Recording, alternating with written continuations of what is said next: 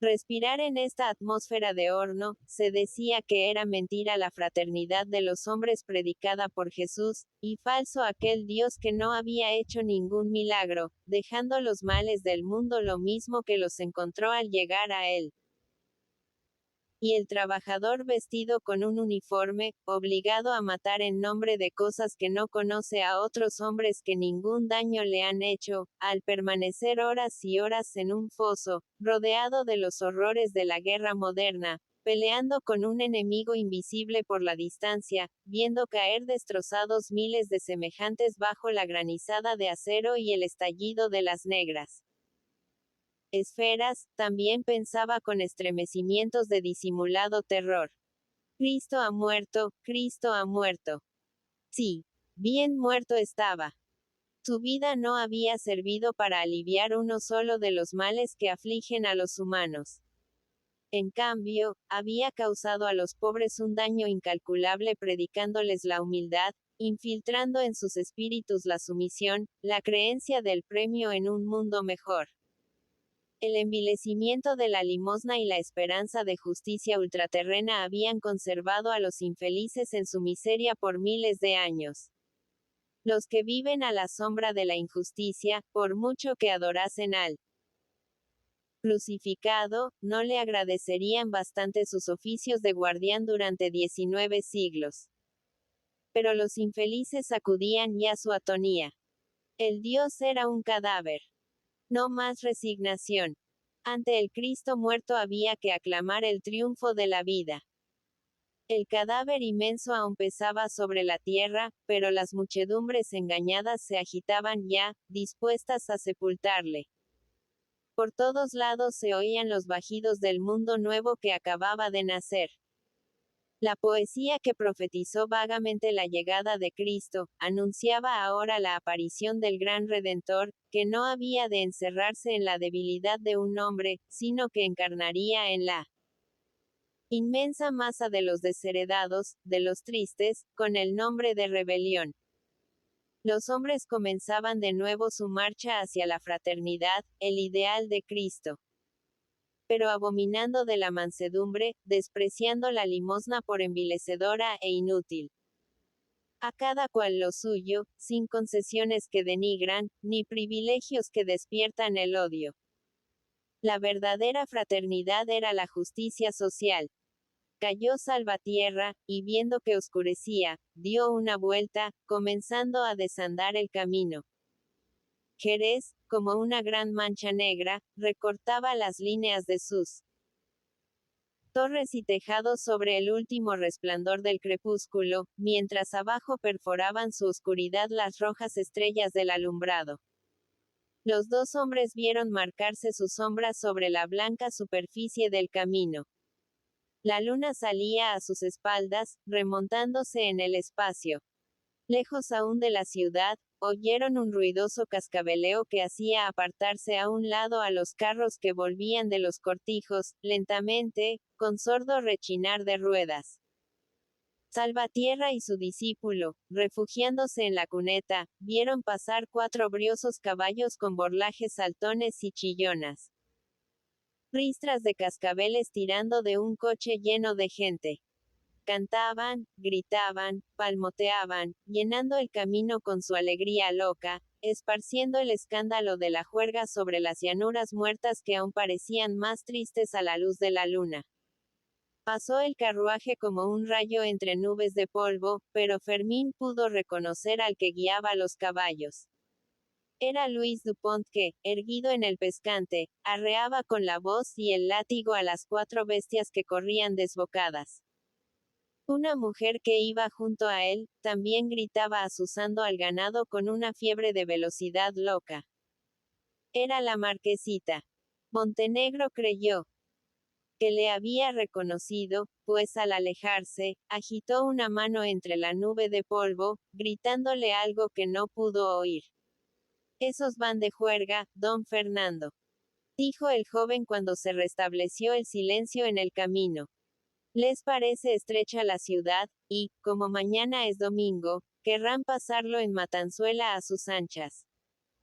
Salvatierra, al oír el nombre del cortijo, recordó a su camarada del Ventorro del Grajo, aquel enfermo que ansiaba su presencia como el mejor remedio. No le había visto desde el día en que el temporal le obligó a refugiarse en Matanzuela, pero le recordaba muchas veces, proponiéndose repetir su visita en la próxima semana. Prolongaría uno de sus largos paseos, llegando hasta aquella choza donde le esperaban como un consuelo.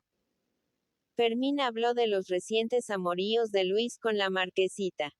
Al fin, la amistad les había conducido a un término, que los dos parecían querer evitar. Ella ya no estaba con el tosco ganadero de cerdos. Volvía a tirarle el señorío, según decía, y alardeaba impúdicamente de sus nuevas relaciones, viviendo en casa de Dupont y entregándose los dos a fiestas ruidosas. Les parecía su amor desabrido y monótono, si no lo sazonaban con embriagueces y escándalos que alterasen la hipócrita calma de la ciudad. Se han juntado dos locos. Continuó Fermín. Cualquier día se pelearán, saliendo de una de sus juergas echando sangre. Pero, mientras tanto, se creen felices y exhiben su dicha con una desvergüenza admirable. Yo creo que lo que más les divierte es la indignación de don Pablo y su familia. Montenegro relató las últimas aventuras de estos enamorados, que alarmaban a la ciudad. Jerez les parecía estrecho para su dicha y corrían los cortijos y las poblaciones inmediatas, llegando hasta Cádiz, seguidos del cortejo de cantadores y matones que acompañaba siempre a Luis Dupont.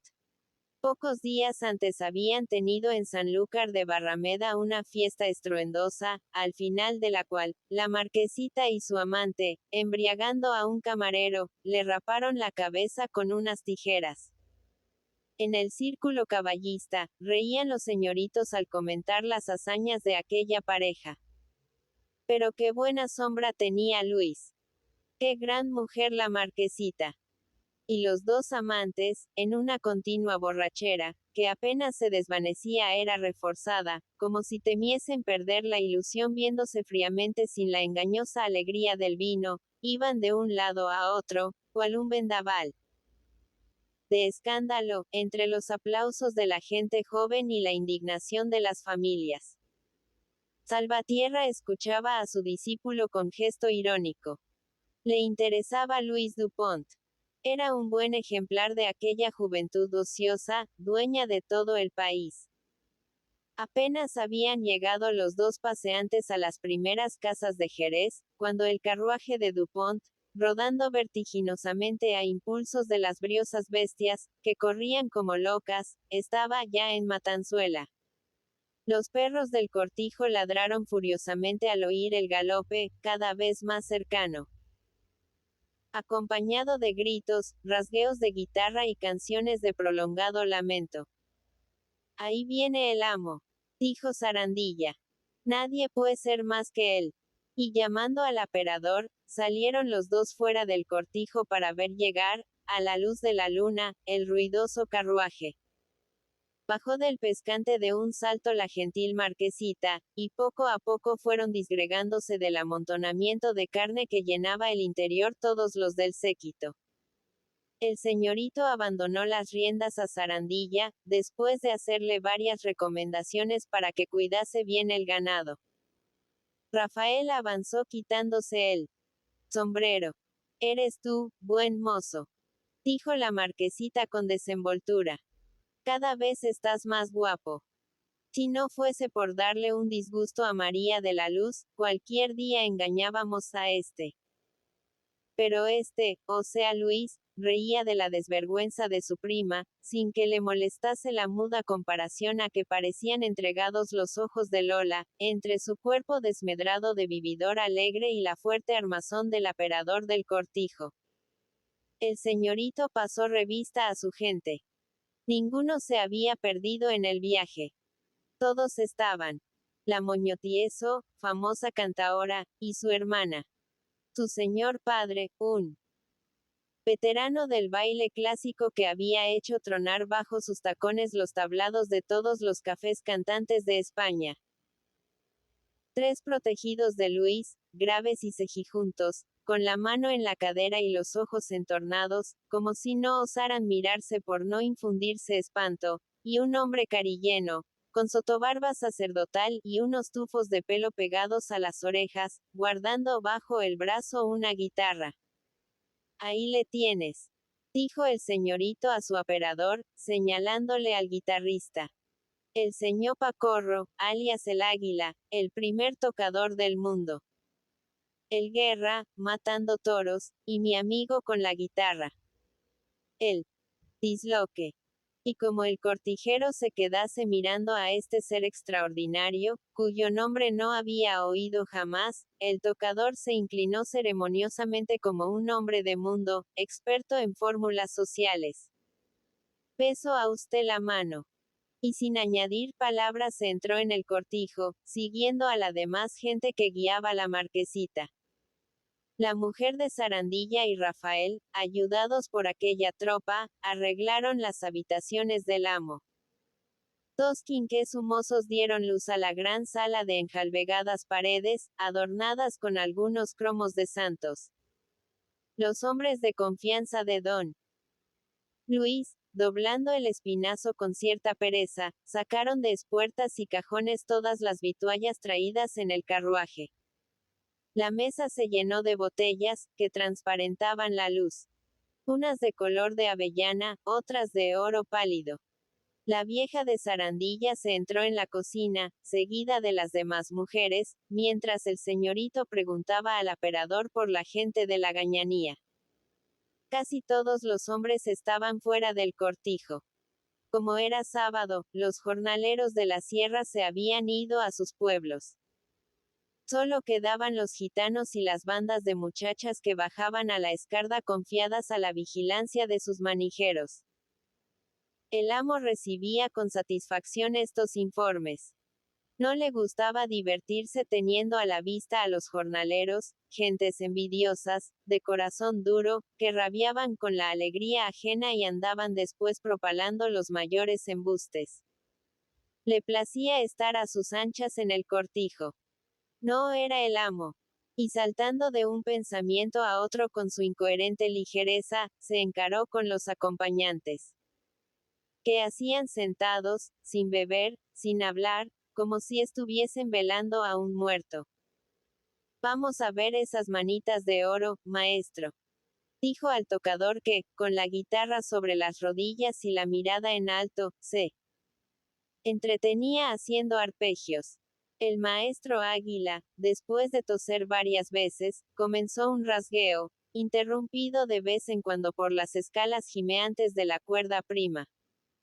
Uno de los esbirros de don Luis destapó botellas y ordenó las filas de cañas, ofreciendo estos tubos de cristal, llenos de líquido dorado con una corona de burbujas.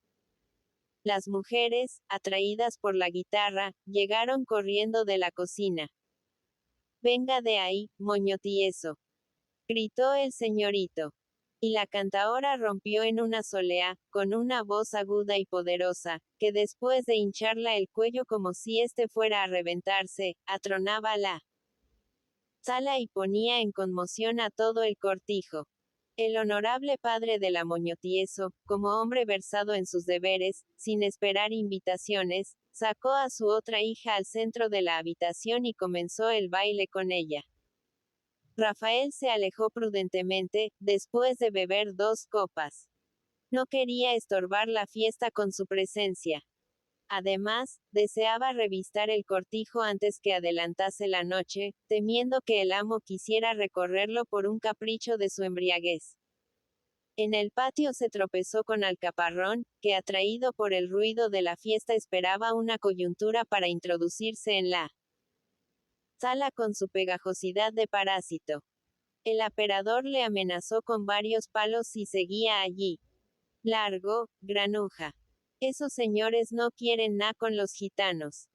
Alcaparrón se alejó con aire humilde, pero dispuesto a volver apenas desapareciese el señor Rafael, el cual entróse en la cuadra para ver si los caballos del amo estaban bien cuidados. Cuando pasada una hora volvió el aperador al lugar de la fiesta, vio sobre la mesa muchas botellas vacías. La gente estaba lo mismo, como si el líquido se hubiera derramado en el suelo. Solamente el tocador rasgueaba con más fuerza y los demás batían palmas. Con una agitación loca, gritando a un tiempo para jalear al viejo bailarín. El respetable padre de las Moñotieso, abriendo la boca desdentada y negra con femeniles gritos, movía sus caderas descarnadas, hundiendo el vientre para hacer surgir con mayor relieve la parte opuesta. Sus mismas hijas celebraban con grandes risotadas estos alardes de una vejez envilecida. Olé, gracioso.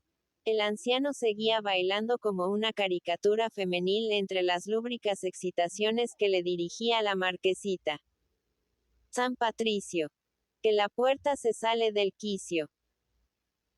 Y al cantar esto movíase de tal modo, que parecía próximo a hacer salir de su quicio natural una parte de su dorso, mientras los hombres le arrojaban los sombreros a los pies, entusiasmados por esta danza infame, deshonra del sexo.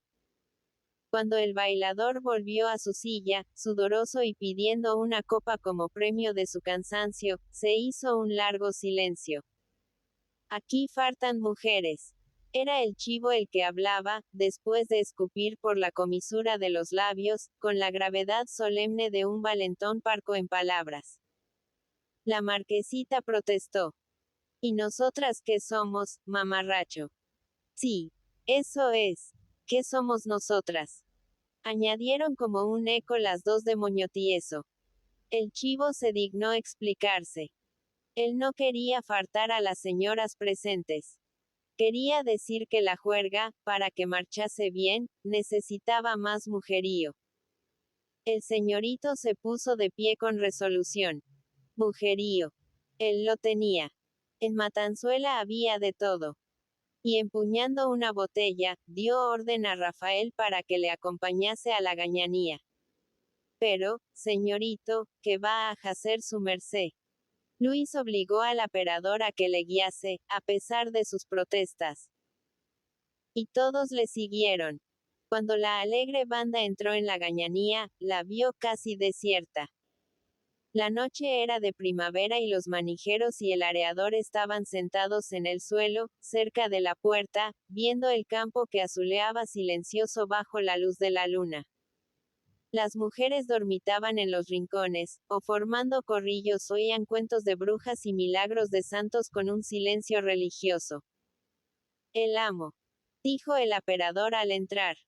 Arriba. Arriba. ¿Quién quiere vino? Gritó alegremente el señorito. Todos se pusieron de pie, sonriendo a la inesperada aparición. Las muchachas contemplaban con asombro a la marquesita y sus dos acompañantas, admirando sus pañolones floreados de la China, sus relucientes peinados. Los hombres se encogían modestamente ante el señorito, que les ofrecía una copa, mientras sus ojos se iban tras la botella que tenía en las manos. Después de hipócritas negativas, bebieron todos. Era vino de ricos, del que ellos no conocían. Oh, aquel don Luis era todo un hombre. Algo calavera. Pero la juventud le servía de excusa y además tenía un gran corazón. Todos los amos que fuesen como él. Pero, ¿qué vino, compañero?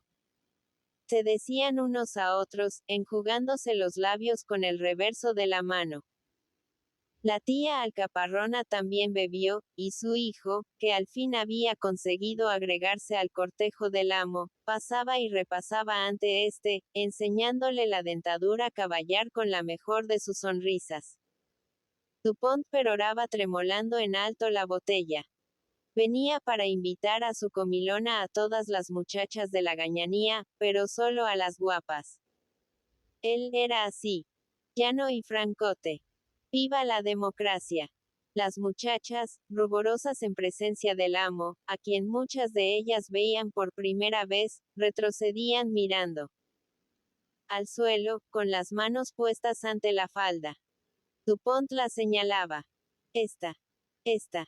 Y se fijó también en Mary Cruz, la prima de Alcaparrón. Tú, gitana, también. Eres feilla, pero tienes ángel y sabrás cantar. Como los serafines, señor. Dijo el primo queriendo aprovechar el parentesco para introducirse en la fiesta. Las muchachas, repentinamente ariscas, como si les amagase algún peligro, se hacían atrás, negándose a aceptar el convite. Ya habían cenado, muchas gracias. Pero poco después reían, cuchicheando satisfechas, al ver el mal gesto que ponían ciertas compañeras al no ser designadas por el amo o sus acompañantes. La tía Alcaparrona las reñía por su timidez. ¿Por qué no queréis dir? Andad, payas, y si no tenéis gana de jartaros de cosas buenas, tomad algo de lo que el Señor os dé. Pues, poquitas veces que me obsequió a mí el señor Marqués, el papá de este sol resplandeciente que aquí está. Y decía esto señalando a la marquesita, que examinaba a algunas de aquellas jóvenes, como si quisiera adivinar su hermosura debajo de las ropas astrosas. Los manijeros, conmovidos por el vino del amo, que no había hecho más que despertar su sed, intervenían paternalmente con el pensamiento puesto en otras botellas. Podían ir con don Luis sin miedo alguno. Lo decían ellos, que eran los encargados de cuidarlas y respondían de su seguridad ante sus familias. Es un caballero, muchachas, y además, vais a cenar con estas señoras. Todos personas decentes. La resistencia fue de corta duración, y, por fin, salió un grupo de jóvenes escoltado por el amo y sus huéspedes. Los que quedaron en la gañanía comenzaron a buscar por los rincones una guitarra. Buena se presentaba la noche. Al salir el amo, había dicho al aperador que enviase a aquella gente todo el vino que pidiera. Oh, que don Luis. La mujer de Sarandilla puso la mesa, ayudada por las jóvenes serranas, que habían adquirido cierto aplomo al verse en las habitaciones del amo. Además, el señorito, con una franqueza que las enorgullecía, haciéndolas subir a la cara oleadas de sangre, iba de una a otra con la botella y la batea de cañas, obligándolas a que bebiesen. El padre de las Moñotieso las hacía enrojecer y prorrumpir en risotadas semejantes a cocleos de gallinas, relatándolas al oído cuentos impúdicos. Eran más de 20 para la cena, y apretados en torno de la mesa, comenzaron a comer los platos que Sarandilla y su mujer servían con gran dificultad, pasándolos por encima de las cabezas. Rafael se mantenía de pie junto a la puerta, no sabiendo si ausentarse o hacerse visible, por respeto al amo. Siéntate, hombre, ordenó magnánimamente don Luis. Te lo permito. Y como la gente se estrechase aún más, para hacerle sitio, la marquesita se levantó llamándole. Allí, al lado de ella.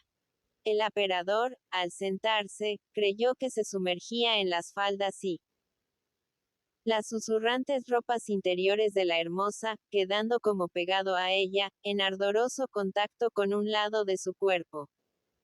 Los muchachas rechazaban con remilgos los primeros ofrecimientos del señorito y sus compañeros. Gracias. Ellas habían cenado. Además, no estaban acostumbradas a las comidas fuertes de los señores, y podían hacerlas daño. Pero el olor de la carne, de la sagrada carne siempre vista de lejos y de la que se hablaba en la gañanía como de un manjar de dioses, pareció marearlas con una embriaguez más intensa que la del vino. Una tras otra, fueron arrojándose sobre los platos, y perdido el primer escrúpulo, comenzaron a devorar como si saliesen de larguísimos ayunos.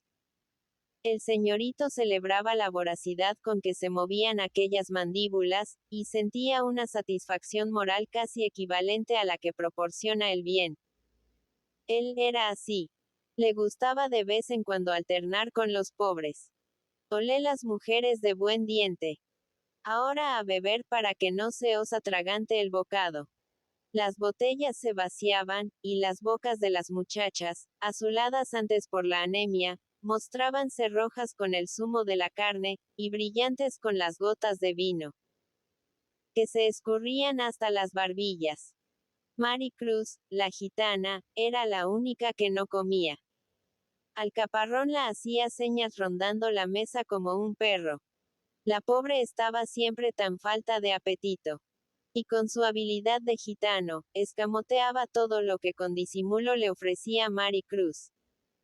Después salía al patio unos instantes para zampárselo de golpe, mientras la prima enfermiza bebía y bebía, admirando el vino de los señores como lo más sorprendente de la fiesta. Rafael apenas comió, trastornado por la vecindad de la marquesita. Le atormentaba el contacto de aquel cuerpo hermoso hecho para el amor. El perfume incitante de la carne fresca purificada por una limpieza desconocida en los campos. Ella, en cambio, parecía aspirar con delectación por su naricilla sonrosada y palpitante, el vaho de macho campesino, el olor de cuero, de sudor y de cuadra que se esparcía con los movimientos del arrogante galán. Bebe, Rafael. Anímate. Mira a mi hombre que amartelado está con sus serranas. Y señalaba a Luis que, atraído por la novedad, se olvidaba de ella para requebrar a sus vecinas. Dos jornaleras que ofrecían el encanto de una belleza rústica. Mal lavada. Dos beldades de cortijo en las que creía aspirar el perfume acre de las dehesas, el vaho animal de los rebaños. Era cerca de medianoche cuando terminó la cena. El ambiente de la sala se había caldeado y era sofocante. El fuerte olor del vino derramado y de los platos sobrantes caídos en un rincón, mezclábase con el hedor de petróleo de los quinqués. Las muchachas, enrojecidas por la digestión, respiraban con dificultad y se aflojaban los cuerpos de sus vestidos, desabrochándose el pecho. Lejos de la vigilancia de los manijeros y trastornadas por el vino. Olvidaban sus remilgos de vírgenes silvestres. Se entregaban con verdadera furia al goce de esta fiesta extraordinaria, que era como un relámpago en su vida oscura y triste. Una de ellas, por una copa derramada sobre su falda, irguióse amenazando a otra con las uñas. Sentían en sus cuerpos la presión de brazos varoniles y sonreían con cierta beatitud, como absolviéndose anticipadamente de todos los contactos que pudieran sufrir en el dulce abandono del bienestar. Las dos moñotieso, ebrias y furiosas al ver que los hombres solo atendían a las payas, hablaban de desnudar al caparrón, para mantearle. Y el muchacho, que había dormido vestido toda su vida, escapaba, temblando por su gitana pudibundez. La marquesita se arrimaba cada vez más a Rafael. Parecía que todo el calor de su organismo se había concentrado en el lado que tocaba al aperador, quedando el costado opuesto frío e insensible. El mocetón, obligado a beber las copas que le ofrecía la señorita, sentíase ebrio, pero con una embriaguez nerviosa que le hacía bajar la cabeza y fruncir las cejas torvamente, deseando pelearse con cualquiera de los valientes que acompañaban a don Luis. El calor femenil de esta carne suave, que le acariciaba con su contacto por debajo de la mesa, le irritaba como un peligro difícil de vencer. Intentó levantarse varias veces, pretextando ocupaciones afuera, pero se sintió agarrado por una manecita de nerviosa fuerza. Siéntate, ladrón. Si te meneas, de un pellizco te arranco el alma. Y tan borracha como los otros, apoyando su cabeza rubia en una mano, la marquesita le contemplaba con los ojos entornados. Unos ojos azules, cándidos, que parecían no manchados jamás por la nube de un pensamiento impuro. Luis, entusiasmado por la admiración de las dos muchachas sentadas junto a él, quiso mostrarse en toda su grandeza heroica, y repentinamente arrojó una copa a la cara del chivo, que estaba enfrente. La fiera del presidio contrajo su carátula feroz e hizo un movimiento para incorporarse, llevándose una mano al bolsillo interior de la chaqueta. Hubo un silencio de angustia, pero el valentón, pasado el primer movimiento, permaneció en su silla. Don Luis, dijo con una mueca de adulación. Usted es el único hombre que puede hacer eso. Usted es mi pare. ¿Y por qué soy más valiente que tú? Gritó con arrogancia el señorito. Eso, afirmó el matón con otra sonrisa aduladora. El señorito paseó su mirada de triunfador sobre las aterradas jóvenes, no acostumbradas a tales escenas. Allí tenían a un hombre.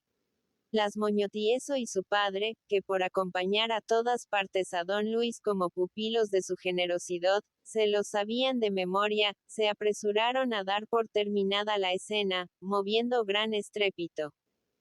Olé los hombres de verdad. Más vino. Más vino. Y todos, hasta el terrible matón, bebieron a la salud del señorito, mientras éste, como si le sofocase su propia grandeza, se despojaba de la chaqueta y el chaleco y poniéndose de pie agarraba a sus dos compañeras. ¿Qué hacían allí, apretados en torno de la mesa, mirándose unos a otros? Al patio. A correr, a jugar, a seguir la juerga bajo la luna, ya que la noche era de las buenas. Y todos salieron a la desbandada, empujándose, ansiando en la asfixia de la embriaguez aspirar el aire libre del patio. Muchas, al abandonar la silla andaban tambaleantes, apoyando la cabeza en el pecho de un hombre. La guitarra del señor Pacorro sonó con triste quejido al chocar con el quicio de la puerta, como si la salida fuese estrecha para el instrumento y el águila, que lo empuñaba. Rafael fue a levantarse también, pero le contuvo otra vez la nerviosa manecita.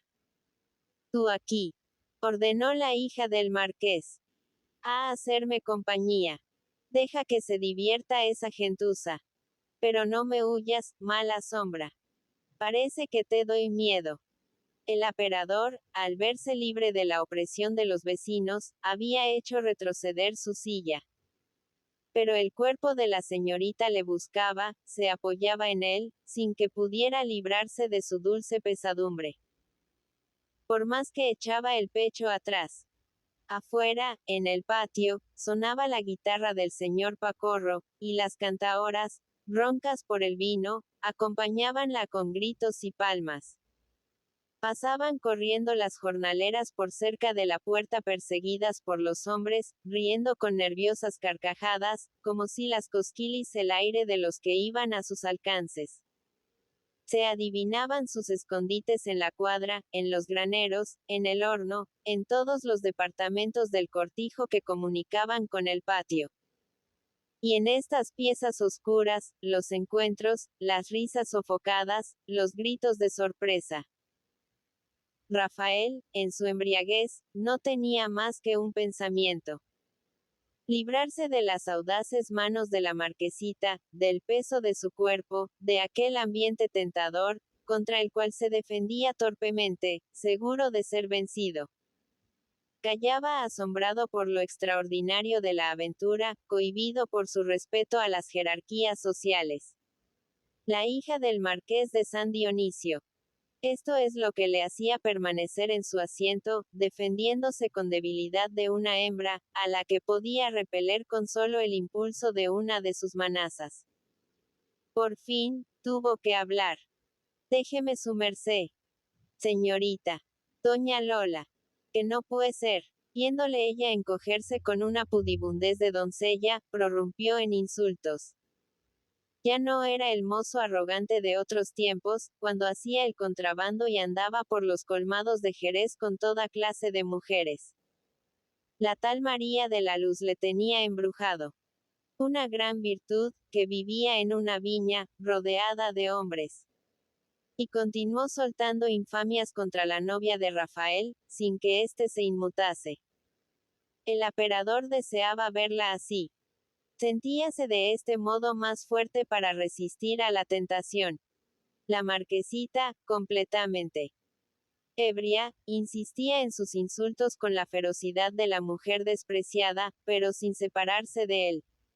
Cobarde. Es que no te gusto.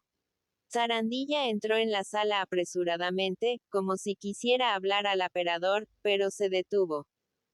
Afuera, junto a la puerta, sonaba la voz del señorito con tono irritado. Estando él allí no había más aperador, ni más gobierno del cortijo, que su persona. A obedecer, cegato. Y el viejo volvió a salir con tanto apresuramiento como había entrado, sin decir una palabra al aperador. Rafael se irritó ante la terquedad de aquella mujer. Si no fuese por su miedo a que le indispusiera con el amo, haciéndole perder el puesto en el cortijo, que era la esperanza de él y su novia. Ella seguía insultándolo, pero menos iracunda, como si la embriaguez la privase de movimiento y su deseo no pudiera exteriorizarse más que con palabras. Su cabeza resbalaba sobre el pecho de Rafael. Inclinábase, con los ojos entornados, aspirando aquel perfume hombruno, que parecía adormecerla. Tenía su busto caído en las rodillas del campesino, y aún le insultaba, como si encontrase en esto una extraña delectación. Me voy a quitar las enaguas pa' que te las pongas. Bobalicón. Debían llamarte María, como a la sosa de tu novia. En el patio resonó un alarido de terror, acompañado de brutales carcajadas. Luego carreras ruidosas, choque de cuerpos contra las paredes, todo el estrépito del peligro y el miedo. Rafael se levantó de un salto, sin fijarse en la marquesita, que rodó por tierra. 3 muchachas entraron en el mismo instante, con tal impulso, que derribaron varias sillas. Tenían la cara blanca, con una palidez mortal. Los ojos agrandados por el miedo. Agachábanse como si quisieran introducirse bajo la mesa. El aperador salió al patio. En medio de él, una bestia daba resoplidos, mirando a la luna, como si extrañase el verse en libertad. Junto a sus patas, yacía extendido algo blanco, que apenas si marcaba un pequeño bulto sobre el suelo. De la sombra que proyectaban los tejados, a lo largo de las paredes, salían carcajadas sombrunas y agudos chillidos de mujer. El señor Pacorro, el águila, continuaba inmóvil en un poyo, rasgueando su guitarra con la serenidad de una borrachera grave, a prueba de toda clase de sorpresas. La pobrecita Mari Cruz. Lloriqueó al caparrón. La va a matar el bicho. La va a matar. El aperador lo comprendió todo. Pero qué señorito tan gracioso. Para dar una sorpresa a los amigos y reír con el susto de las mujeres, había obligado a Zarandilla a que soltase un novillo del establo. La gitana, alcanzada por la bestia, habíase desmayado del susto. Juerga completa. Capítulo 6. La pobrecita Mari Cruz. Lloriqueó al Icapón. La gitana Mari Cruz se moría. Lo anunciaba al caparrón con sus lloriqueos a todos los del cortijo, sin hacer caso de las protestas de su madre. ¿Qué sabes tú, bobo? A otros, peor que ella, los sacó alante mi comare. Pero el gitano, despreciando la fe de la señora alcaparrona en la sabiduría de su comadre, presentía la muerte de la prima con la clarividencia del cariño. En el cortijo y en el campo, contaba a todos el origen de la enfermedad. La maldita groma del señorito. La pobrecita siempre ha sido poca cosa, siempre malucha, y el susto del novillo la ha acabado de matar. Remita a Dios. Y el respeto al rico, la sumisión tradicional al amo, cortaban en sus labios la gitana maldición. Aquel cuervo fatídico que, según él, llamaba a los buenos cuando faltaba uno en el camposanto, debía estar ya despierto, alisándose con el pico las negras alas y preparando el graznido para que compareciese su prima. ¡Ay, pobrecita Maricruz! La mejor de la familia. Y para que la muchacha no adivinase sus pensamientos, manteníase a distancia, viéndola de lejos, sin osar aproximarse al rincón de la gañanía, donde estaba tendida sobre un petate, cedido misericordiosamente por los jornaleros. La seña alcaparrona, viendo a su sobrina, 2 días después de la nocturna juerga, calenturienta y sin fuerzas para ir al campo, había diagnosticado la enfermedad, con su práctica de decidora de Buenaventura y bruja curandera. Era el susto del novillo, que se le había quedado adrento. La pobrecita. Decía la vieja estaba en su. Pues, en eso. Y ya se sabe que en tal caso los sustos son de cuidado. Es sangre corrompía que se le ha subido al pecho y la ahoga. Por eso pide siempre de beber, como si con un río no la bastase. Y por toda medicina, cuando al amanecer salía al campo a trabajar con la familia, colocaba junto a los andrajos de la cama un jarro siempre lleno. Gran parte del día lo pasaba la muchacha sola en el rincón más oscuro del dormitorio de los Gañanes. Algún perro del cortijo, entrando de tarde en tarde, daba vueltas en torno de ella con un gruñido sordo, que expresaba su extrañeza, y después de intentar lamer su cara pálida, alejábase repelido por las manos exangües, transparentes, infantiles. A mediodía, cuando un rayo de sol filtraba su faja de oro en la penumbra de la cuadra humana, las moscas de primavera llegaban hasta el oscuro rincón, animando con su zumbido la soledad. Algunas veces entraban Sarandilla y su mujer a ver a Mari Cruz. Ánimo, muchacha. Hoy tienes mejor cara. Lo que importa es que eches todo lo malo que se te ha subido al pecho. La enferma, sonriendo débilmente, tendía sus flacos brazos para coger el jarro, y bebía, con la esperanza de que el agua deshiciese la bola ardorosa y sofocante que dificultaba su respiración, transmitiendo a todo su cuerpo el fuego de la fiebre. Cuando se retiraba el rayo de sol, extinguiéndose el zumbido de las moscas, y el pedazo de cielo encuadrado por la puerta tomaba un suave color de violeta, la enferma alegrábase. Era la mejor de las horas. Iban a llegar los suyos. Y sonreía a Alcaparrón y sus hermanos, que se sentaban en el suelo en semicírculo sin decirla nada, mirándola con ojos interrogantes, como si quisieran atrapar a la fugitiva Salud. Su tía, todas las tardes al volver, lo primero que preguntaba era si había arrojado aquello, aguardando que expeliera por la boca la pudredumbre, la mala sangre que el susto había acumulado en su pecho. La enferma animábase también con la presencia de los compañeros de trabajo, aquellos gañanes que antes de comer su gazpacho de la noche pasaban un momento ante ella, esforzándose por infundirla ánimo con rudas palabras. El temible Juanón la hablaba todas las noches, proponiendo curaciones enérgicas, propias de su carácter. Tú lo que necesitas es comer, chiquilla. Trajelar. Tú lo que tienes es hambre. Y a continuación ofrecíala cuantos alimentos extraordinarios poseían sus compañeros. Un pedazo de bacalao, una morcilla de la sierra que milagrosamente se conservaba en la gañanía.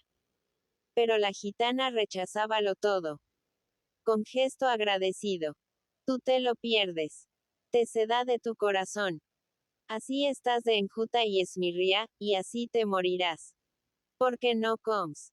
Juanón se afirmaba en esta creencia, viendo el estado de consunción de la muchacha. Ya no quedaba en ella el menor vestigio de carne. Sus débiles músculos de anémica se habían derretido. Solo subsistía el esqueleto, marcando sus angulosidades bajo la epidermis blancuzca, que parecía adelgazarse también como una envoltura sutil.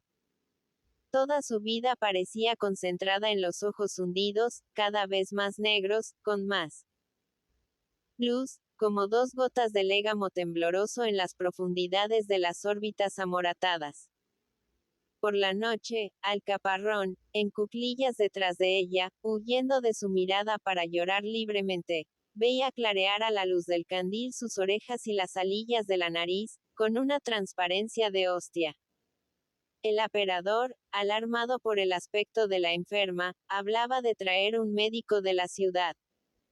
Esto no es cristiano, tía Alcaparrona. Esa criatura se muere como una bestia. Pero ella protestaba con indignación. Un médico. Eso era para los señores, para los ricos.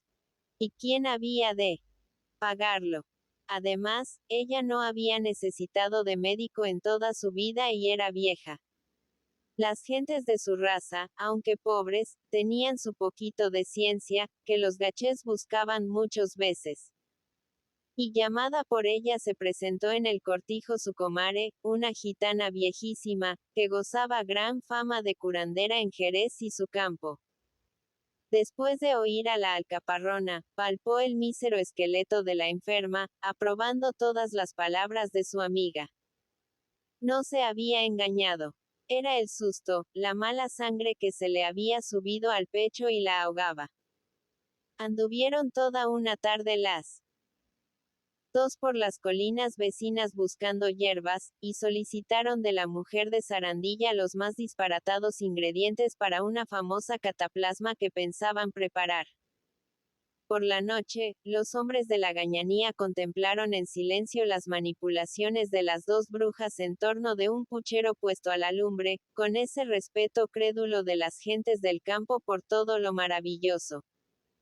La enferma bebió humildemente el cocimiento y recibió sobre el pecho el emplasto, manejado misteriosamente por las dos viejas, como si contuviese un poder sobrenatural.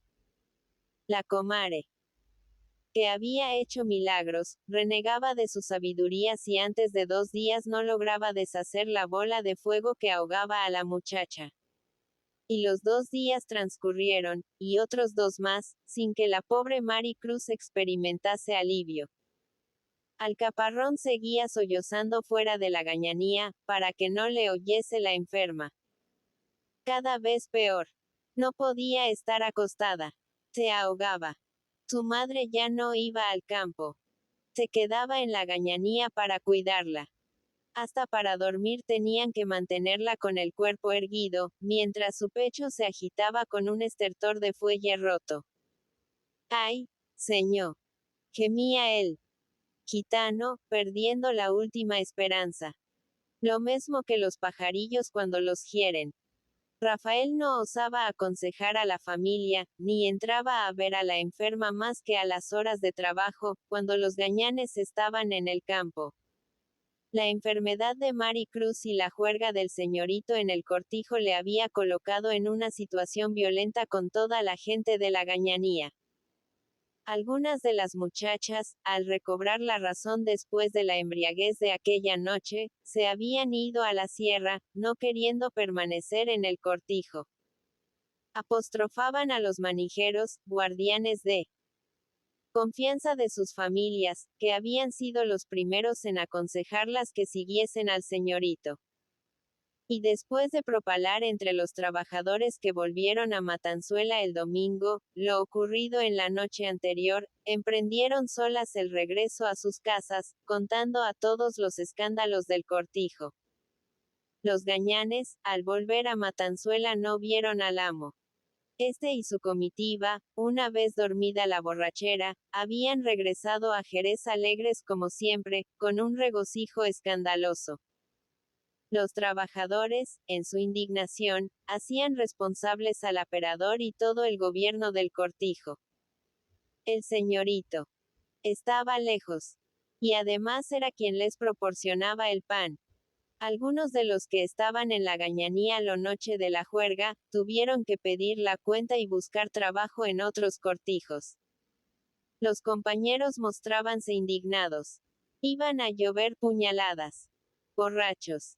Por 4 botellas de vino habían vendido a unas muchachas que podían ser sus hijas. Juanón llegó a encararse con el aperador. Con que tú dijo escupiendo en el suelo con aire de desprecio. Eres el que proporcionas al señorito las mozas de la gañanía pa' que se divierta. Harás carrera, Rafael. Ya sabemos pa' lo que sirves. El aperador saltó como si recibiese un navajazo. Yo sirvo, pa' lo que sirvo. Y pa' matarme con un hombre cara a cara si es que me falta. Y herido en su arrogancia, miraba con aire de reto a Juanón y a los más bravos, llevando preparada la navaja en un bolsillo de la chaqueta, siempre a punto de caer sobre ellos, a la más leve provocación. Para demostrar que no tenía miedo a una gente ansiosa por dar salida a los antiguos rencores contra el vigilante de su trabajo, Rafael intentaba justificar al amo. Fue una broma. Don Luis soltó el novillo por divertirse, sin hacer daño a nadie. Lo demás fue una desgracia. Y por altivez, no decía que era el quien había metido en la cuadra al animal, librando a la pobre gitana de las astas que removían feroces sus ropas. Y callaba igualmente su pelea con el amo, después de salvar a Maricruz. La franqueza con que le había censurado y el arrebato de don Luis queriendo abofetearle, como si fuese un matón de su comitiva. Rafael le había agarrado la mano con una de sus garras, zarandeándolo como a un niño, al mismo tiempo que con la otra buscaba su navaja, con ademán tan resuelto, que el chivo se detenía, a pesar de que el señorito le llamaba a grandes voces para que matase a aquel hombre. El mismo Valentón, temiendo al aperador, había arreglado el asunto declarando sentenciosamente que los tres eran igualmente valientes, y que entre valientes no deben existir cuestiones. Y juntos habían bebido la última copa, mientras la marquesita roncaba debajo de la mesa, y las muchachas, aterradas por el susto, huían a la gañanía. Cuando una semana después Rafael fue llamado por el señorito, emprendió el camino de Jerez creyendo que ya no regresaría a Matanzuela. El llamamiento sería para decirle que había buscado otro aperador. Pero el loco Dupont le recibió con gesto alegre. El día anterior había reñido definitivamente con su prima. Estaba harto de sus caprichos y sus escándalos. Ahora sería hombre serio, para no dar disgustos a Pablo, que era como su padre. Pensaba dedicarse a la política. Ser diputado. Otros de la tierra lo eran, sin otro mérito que una fortuna y un nacimiento iguales a los suyos. Además, contaba con el apoyo de los padres de la compañía, sus antiguos maestros, que no dejarían de felicitarse al verle en el hotel de su primo hecho un hombre serio, ocupándose en defender los sagrados intereses sociales. Pero se cansó pronto de hablar en este tono y miró a su aperador con cierta curiosidad. Rafael, sabes que eres un valiente. Fue su única alusión a la escena de aquella noche. Después, como arrepentido de dar tan en absoluto esto certificado de valor, añadió modestamente. Yo, tú y el chivo, somos los tres hombres más hombres de Jerez. Cualquiera se nos pone delante. Rafael escuchábale impasible, con el gesto respetuoso de un buen servidor. Lo único que le interesaba de todo aquello, era la seguridad de continuar en Matanzuela. El amo le pidió después noticias del cortijo. Su poderoso primo, que todo lo sabía, al reñirle por aquella juerga, de la que se hablaba mucho en Jerez, esto lo decía con cierto orgullo, le había mentado a una gitana enferma del susto. ¿Qué era aquello? Y escuchó, con aire de aburrimiento, las explicaciones de Rafael. Total, nada. Ya sabemos cómo exageran los gitanos. Eso pasará. Un susto, por un novillo suelto. Sí, eso es una broma corriente. Y enumeraba todas las comidas de campo, con gentes ricas, que habían tenido como final esta broma ingeniosa. Luego, con gesto magnánimo, dio órdenes a su aperador. Entrega a esa pobre gente lo que necesite. Págale a la muchacha el jornal mientras esté enferma. Quiero que mi primo se convenza de que no soy tan malo como cree y que también sé hacer la caridad cuando me toca.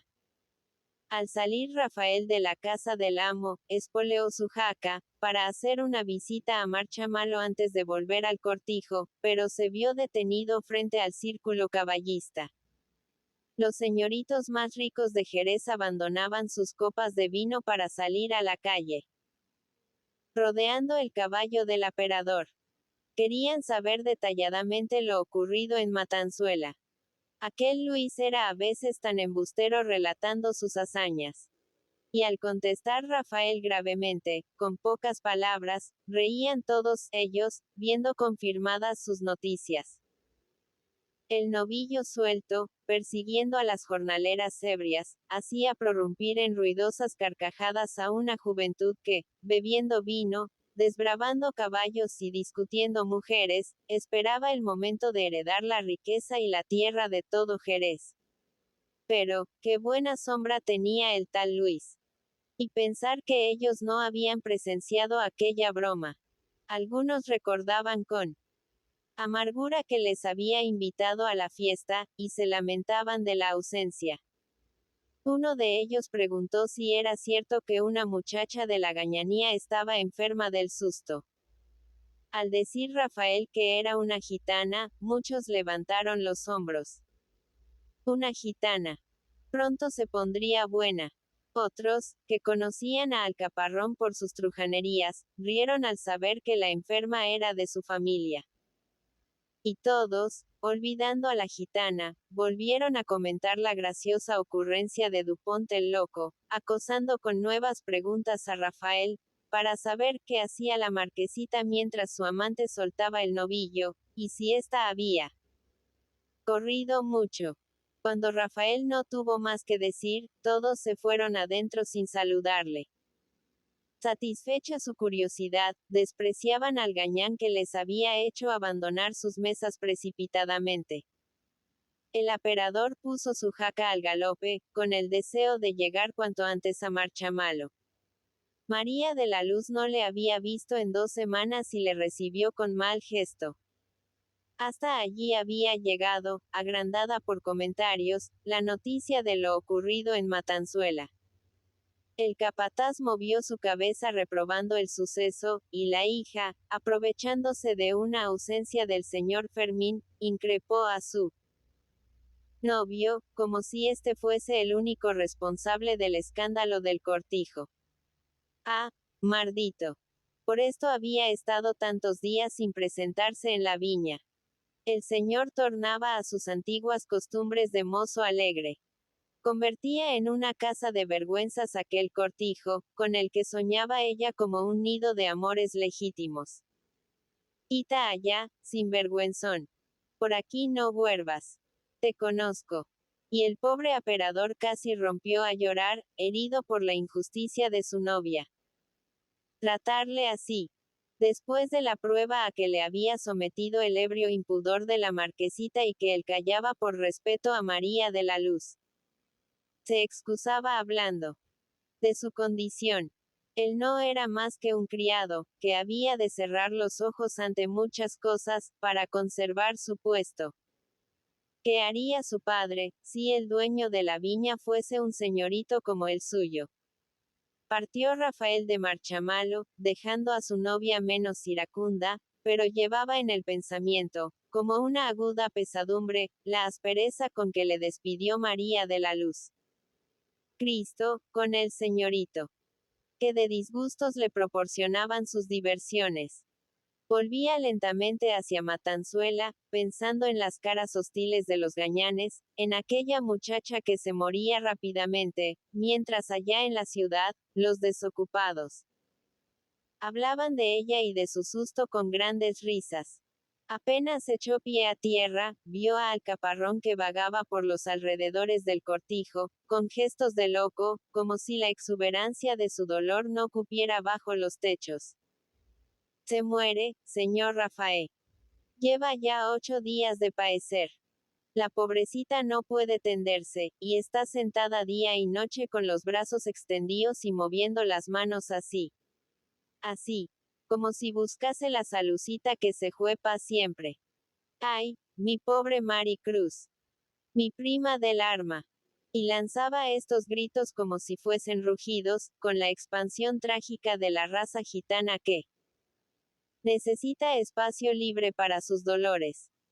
El aperador entró en la gañanía, y antes de llegar al montón de harapos de la enferma, oyó el ruido de su respiración, un soplido doloroso de fuelle descompuesto, que dilataba y contraía el mísero costillaje de su pecho. La asfixia le hacía abrir, con temblores de angustia, su andrajoso corpiño, mostrando un pecho de muchacho tísico, de una blancura de papel mascado, sin más señales del sexo que dos granos morenos hundidos entre las costillas. Respiraba moviendo la cabeza a un lado y a otro, como si pretendiese absorber todo el